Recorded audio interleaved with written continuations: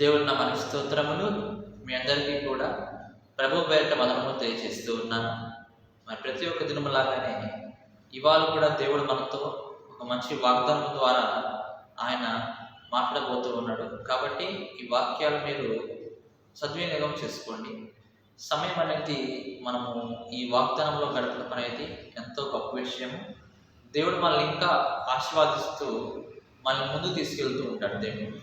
అయితే ఇవాళ దేవుని యొక్క వాగ్దానం మనం చూస్తే సామెతల గ్రంథము 9వ అధ్యాయం మనం తీసినట్లయితే సామెతల గ్రంథము 9వ అధ్యాయము 11వ వచనం మనం చదువుకుందాం.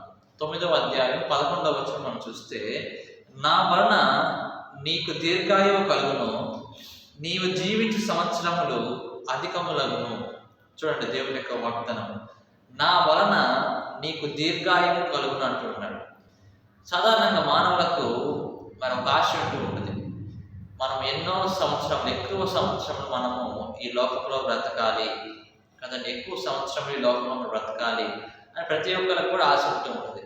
మా పిల్లల యొక్క తరములు మేము చూడాలి, మా పిల్లల పిల్లలను మేము చూడాలి, వారికి పెళ్ళిళ్ళు అవ్వాలి, మరి వాళ్ళ పిల్లలు కూడా పెద్దవాళ్ళు అవ్వాలి అని చెప్పేసి అప్పుడు దాకా మనం ఉండాలి అని అనుకుంటూ ఉంటాం. చాలామంది కూడా ముసలి వాళ్ళు అనుకుంటూ ఉంటారు, ఇంకా ఎక్కువ మరి సంవత్సరంలో బ్రతికితే బాగుందనుకుంటూ ఉంటారు.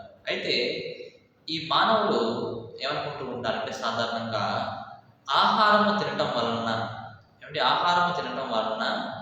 మనిషి ఎక్కువ సంవత్సరంలో బ్రతకగలడు, లేదా ఆరోగ్యంగా ఉండటం వలన మనిషి ఎక్కువ సంవత్సరంలో బ్రతకగలడు అని చెప్పి ఒక ఆలోచనలో ఉంటూ ఉంటారు. కానీ ప్రియా దేవులారా, ఆహారం ఇచ్చేవాడు దేవుడే, ఆరోగ్యం ఇచ్చేవాడు దేవుడే. కాబట్టి ఎవరి చేతిలో ఉన్నది ఇప్పుడు చెప్పండి? ఆహారం చేతిలో ఉన్నదా?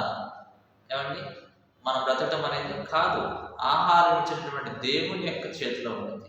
ఒకవేళ ఆయన మనల్ని ఎక్కువ సంవత్సరం బ్రతికేలా చేయాలంటే కనుక నీకు బలమైన ఆహారం ఇచ్చి ఆయన పోషిస్తూ ఉంటాడు కదండి. అలాగే నీకు ఎక్కువ సంవత్సరం ఆయన బ్రతికేలా చేయాలంటే కనుక నీకు మంచి ఆరోగ్యం ఇచ్చి ఆయన ఈ లోకం బ్రతికిస్తూ ఉంటాడు.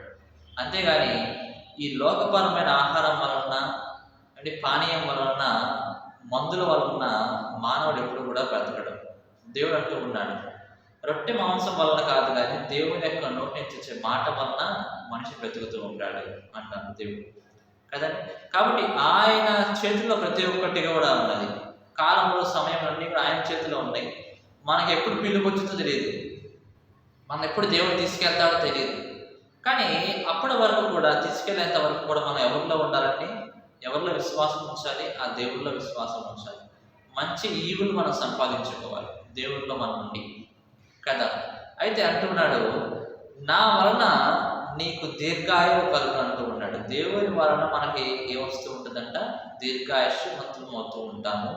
అలాగే నీవు జీవించు సంవత్సరములు అధికములగును అంటూ ఉన్నాడు.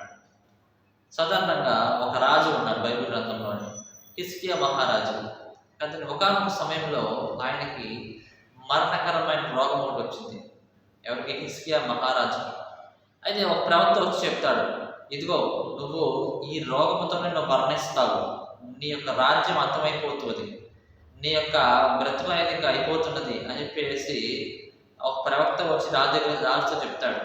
చెప్పిన తర్వాత రాజు చాలా భయం వేసి ఏం చేశాడంటే, తన యొక్క ముఖమును గోడ వైపు తిప్పుకొని మోకాళ్ళు ఏం చేస్తున్నాడు? ప్రార్థన చేస్తూ ఉన్నాడు కదంటే. ఎందుకు ఇలా వచ్చింది? అయ్యో ప్రభా, నేను పాపిని ప్రభా, నన్ను క్షమించిన ఆయన.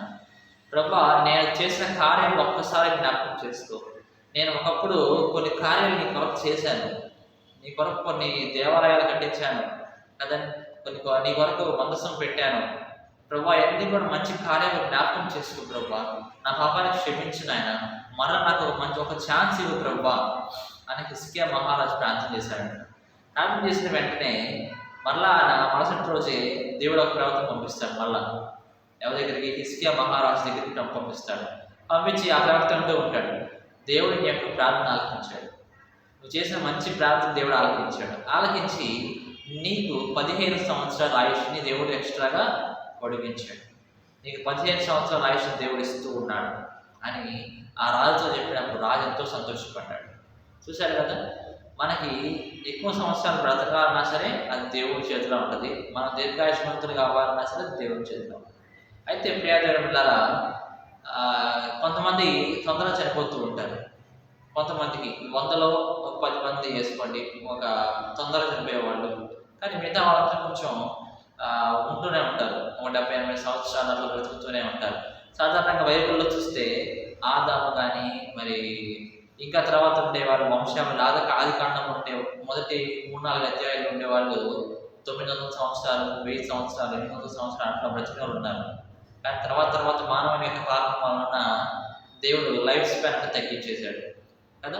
కాబట్టి ప్రియ దేవుని పిల్లరా, నీవు దేవుని వలన దీర్ఘాయుష్మంతులు కావాలంటే కనుక ఈ నువ్వేమి నమ్మాలి చెప్పనా? నువ్వేమి నమ్మాలంటే కనుక మనిషి రొట్టె వలన కాదు ఆహారం వలన బ్రతకడు, కానీ దేవుడి నోటి నుంచి వచ్చే మాట వలన బ్రతుకుతాడు అని చెప్పి నువ్వు నమ్మాలి. కాబట్టి ప్రియ దేవుని మీరు నమ్మండి దేవుని యొక్క వాక్యాన్ని. ఆ వాక్యం మీరు విశ్వాసం ఉంచండి. అప్పుడు మీరు దీర్ఘాయుష్మంతులుగా అవుతారని చెప్పి దేవుడు ఈ వాగ్దానంలో సెలవిస్తూ ఉన్నాడు. దేవుడి వాగ్దానం దీవించి ఆశీర్వదించుగాక.